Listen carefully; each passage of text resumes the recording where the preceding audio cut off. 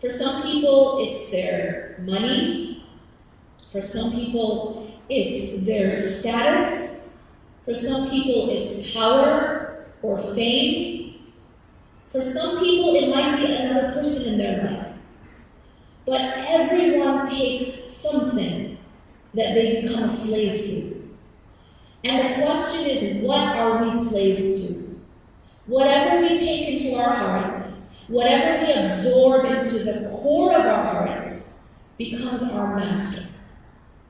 And that is why there are people out there who have given their hearts away to money. They have given their hearts away to fame, to being famous. They've given their hearts away to their careers. Or they've given their hearts away to power or status. And so Reclaim Your Heart is about the process of taking the heart back.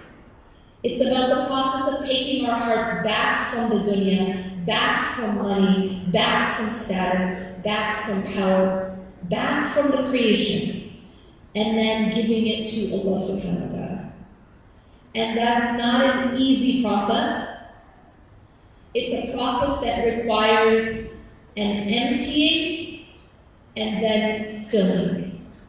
And so in the book, what I talk about at the beginning of the book is I talk about a concept called false attachments.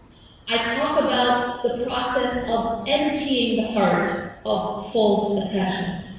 The process of emptying the heart from these other types of worship. Because when we say, La ilaha illallah, every single one of us says, La ilaha illallah. That's what makes us Muslim. But what does it mean to say La ilaha illallah? La ilaha illallah is not just a statement of the tongue. And La ilaha illallah also does not just mean that there is no God but Allah. La ilaha illallah also means that only Allah is my center. It also means that only Allah can be at the center of my heart. That only Allah subhanahu wa ta'ala can be my master. And that I am a slave to only Allah subhanahu wa ta'ala. That my greatest love and my greatest dependence and my greatest fear and my greatest hope and my greatest dependence and reliance is on Allah subhanahu wa ta'ala. And so that was much bigger than some of us make it. So how can we live La ilaha illallah? That is the process of reclaiming your heart.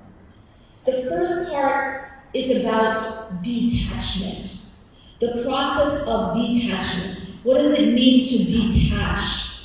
Detachment is that process of taking out the other things that are filling our hearts.